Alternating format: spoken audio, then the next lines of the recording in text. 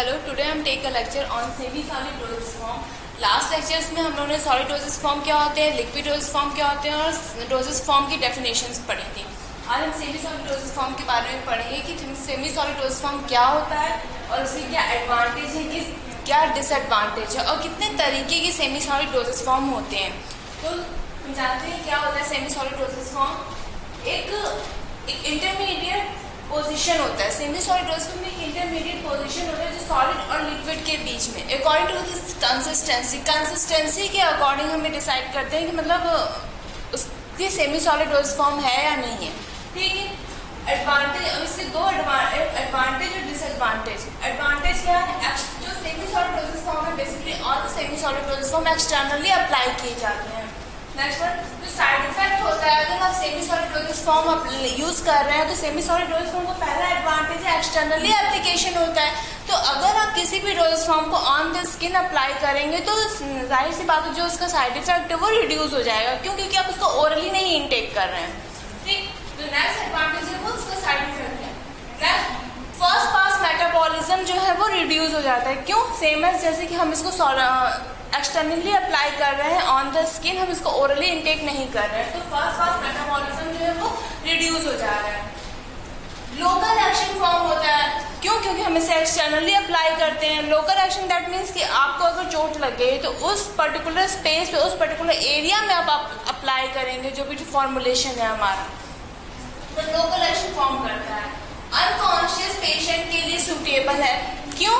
अब unconscious patient है, उसको कोई भी कॉन्शियसनेस नहीं है, तो हम उसको ओरली कोई भी डोज फॉर्म को नहीं दे पाएंगे। या तो स्किन के ऊपर ट्रांसडर्मली फॉर्मुलेशन अप्लाई करेंगे या फिर उसको इंट्रावीनस या इंट्रामस्कुलर इस तरीके से पैरेंटल रूट को यूज करेंगे किसी भी फॉर्मुलेशन को इनटेक करने के लिए बॉडी के अंदर। तो अनकॉन्शियस पेशेंट के लिए semi solid dose form suitable है। Suitable for the bitter drugs, जो भी बहुत से ऐसे मेडिकामेंट्स होती हैं, बहुत से ऐसे एक्टिव इंग्रेडिएंट्स होते हैं जो बहुत ही ज़्यादा बिटर इन टेस्ट होते हैं, तो उनका ओरल फॉर्मुलेशन बनाने के लिए बहुत प्रॉब्लम होती है, तो हम सेमी सॉलिड डोसेज फॉर्म उनके बना सकते हैं। Not stable compare to the liquid dosage form. जो सेमी सॉलिड डोसेज फॉर्म होते हैं वो लिक्विड डोसेज फॉर्म के कंपेयर में ज़्यादा स्टेबल होते हैं। ठीक, ये सारे इसके एडवांटेज थे।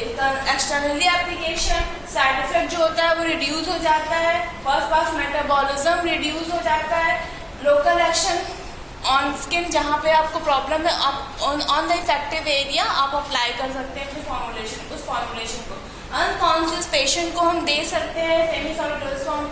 सूटेबल फॉर बिटर ड्रग्स, जो भी बिटर ड्रग्स हैं उनके लिए सूटेबल है। मोर स्टेबल होता है compare to liquid dosage form के। ओके, ये सारे इसके एडवांटेज है। डिसएडवांटेज क्या है? नो डोजेस एक्यूरेसी, डोज की एक्यूरेसी नहीं होती। क्यों? क्योंकि आप जो भी चाहे सेमी सॉलिड डोसेज फॉर्म के अंदर ऑइंटमेंट, क्रीम, पेस्ट, जेलीज ये सारे आते हैं। ये सारे इसके टाइप्स हैं, कितने तरीके के सेमी सॉलिड डोसेज फॉर्म होते हैं। तो इनको आप जब यूज करते हैं तो फिर एक्यूरेसी नहीं होती, आपको कोई भी मेजरमेंट इसका नहीं हो पाता कि आपको 1 ग्राम लेना है, 2 ग्राम लेना है, कितना फॉर्मुलेशन को आपको यूज करना है। नेक्स्ट, स्टेनिंग या फिर इरिटेशन कॉज होती है। स्टेनिंग, बहुत से ऐसे ऑइंटमेंट्स हैं, ऑइंटमेंट्स को आप अगर यूज़ करते हैं तो काफ़ी सारे ऐसे ऑइंटमेंट्स अवेलेबल है बीटाडीन जब जैसे है कि आप यूज़ करेंगे तो ऑन द इफेक्टिव एरिया जहाँ पर आपने अप्लाई किया है फॉर्मुलेशन को वहाँ पे स्टेनिंग हो जाएगी। ठीक है। कभी कभी सम केसेस में इरिटेशन भी कॉज होता है कि जो भी फॉर्मुलेशन है वो इरिटेशन कॉज कर रहा है या फिर इचिंग कॉज हो रही है। Next, contamination. कंटामिनेशन कैसे है कि आप फॉर्मुलेशन को यूज करें directly on the effective area तो आप यूज नहीं कर पाएंगे, आप उसको फिंगर टिप पे लेंगे देन आप उसको अप्लाई करेंगे तो कंटामिनेट जो भी फॉर्मुलेशन है उसमें कंटामिनेशन कॉज हो जाएगा। नेक्स्ट, फिजियोकेमिकली लेस स्टेबल होता है। जो भी सेमी सॉलिड डोसेज फॉर्म में फिजियोकेमिकली लेस स्टेबल होती है। ठीक, ये सारी इसके एडवांटेज थे और इसके डिसएडवांटेज थे। जो सेमी सॉलिड फॉर्मुलेशन है बेसिकली उसको 4 टाइप्स में सब डिवाइड किया गया है, ointment, cream, paste and jellies. ठीक, ऑइंटमेंट क्या होता है? जैसा कि हम सेमी सॉलिड डोसेज फॉर्म पढ़ रहे थे उसी के अंडर है और सेमी सॉलिड प्रिपरेशन। तो ये सेमी सॉलिड प्रिपरेशन है, एक्सटर्नली अप्लाई किए जाते हैं ऑन द स्किन मेडिकामेंट, इसमें जो ऑइंटमेंट के मेडिकामेंट या इमल्सिफाइड या फिर बेसिस पड़े होते हैं, जैसे अब्जॉर्बेंट बेस, इमोलियन बेस, ये कुछ अलग तरीके के इसमें बेसिस हम यूज करते हैं फॉर द थिकनेस। ठीक, नेक्स्ट है use for the इमोलियन and protective action on the skin. जो सेमी सॉलिड प्रिपरेशन में ऑइंटमेंट है, हम उनको यूज करते हैं फॉर द पर्पस ऑफ इमोलियन के लिए and the protective purpose on the skin, skin को प्रोटेक्ट करने के लिए। ये थे ऑइंटमेंट। क्रीम क्या होते हैं? ये क्रीम भी विस्कस सेमी सॉलिड प्रिपरेशन होता है, विस्कस सेमी सॉलिड प्रिपरेशन है। ये क्रीम जो है, क्रीम को भी हम दो पार्ट में सब डिवाइड किए हैं, oil in water and water in oil type cream. Oil in water type cream में जो कॉन्टिन्यूअस फेज है, जैसे कि oil in water type cream है, तो इसमें जो हमारा कॉन्टिन्यूअस फेज है ये वाटर होगा और जो हमारा डिस्पर्स फेज है वो ऑयल होगा। ठीक है, लास्ट लेक्चर में हमने लिक्विड डोसेज फॉर्म पढ़ा था। लिक्विड डोसेज फॉर्म में हमने इमल्शन, सस्पेंशन को बताया था। तो इमल्शन में भी ये था कि oil in water, water in oil, two types के इमल्शंस होते हैं। तो जो क्रीम है, क्रीम भी एक तरीके का इमल्शन ही है। ठीक है, तो जो क्रीम है ये दो तरीके के होते हैं, oil in water and water in oil type cream. Water in oil type cream है, इसमें जो कॉन्टिन्यूअस फेज है हमारा, इसमें जो कॉन्टिन्यूअस फेज है हमारा ऑयल है और जो एक्वस फेज है वो हमारा वाटर है। तो जो सेमी सॉलिड प्रिपरेशन क्रीम है दो तरीके की होती है। क्रीम की ये एडवांटेज, एक खासियत है कि ये easily remove from the skin, skin से इजिली रिमूव आउट हो जाते हैं। नेक्स्ट है एक्वस क्रीम जो होती है, जो दो तरीके की क्रीम है, oil in water and water in oil type cream. तो एक्वस क्रीम की यहाँ बात हो रही है। एक्वस क्रीम कौन सी क्रीम होगी? जिसका एक्सटर्नल फेज, जिसका कॉन्टिन्यूअस फेज या डिस्पर्जन मीडियम हम कहें, ये हमारा वाटर होगा। ठीक है, उसमें जिसका कॉन्टिन्यूअस फेज वाटर होगा, उसमें जो माइक्रोबियल कंटामिनेशन है वो जल्दी होगा कंपेयर टू जिसका कॉन्टिन्यूअस फेज हमारा डिस्पर्जन मीडियम ऑयल होगा। ठीक है, उसमें कंटामिनेशन जल्दी होगा। नेक्स्ट है ये एक्सटर्नली अप्लाई किए जाते हैं ऑन द स्किन। जो सेमी सॉलिड प्रिपरेशन है क्रीम से, इसको एक्सटर्नली हम अप्लाई करते हैं ऑन द स्किन। नेक्स्ट आपका थर्ड टाइप है सेमी सॉलिड प्रिपरेशन का, पेस्ट। पेस्ट क्या होते हैं? सेमी सॉलिड प्रिपरेशन होते हैं, एक्सटर्नल एप्लीकेशन किया जाता है ऑन द स्किन। जो पेस्ट है very thick and stiff in nature होते हैं।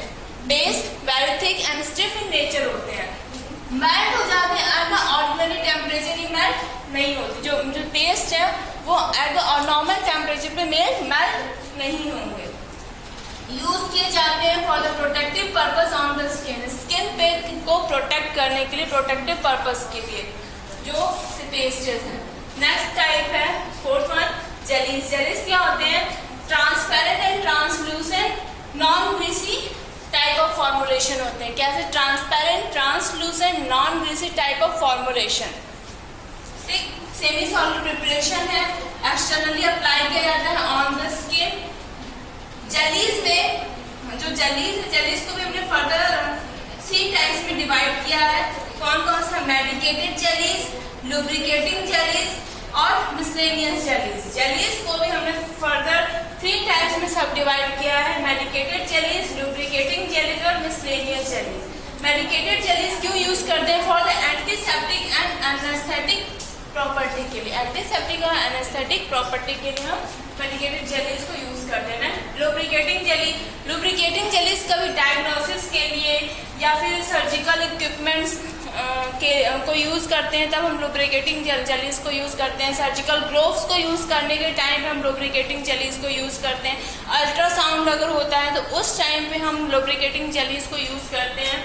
ठीक, ये सारे इसके यूज है। मिसलेनियस जेलीज क्या होता है? पैच टेस्टिंग में जब हम पैच टेस्टिंग करते हैं उस टाइम पे मिसलेनियस जेलीज यूज करते हैं।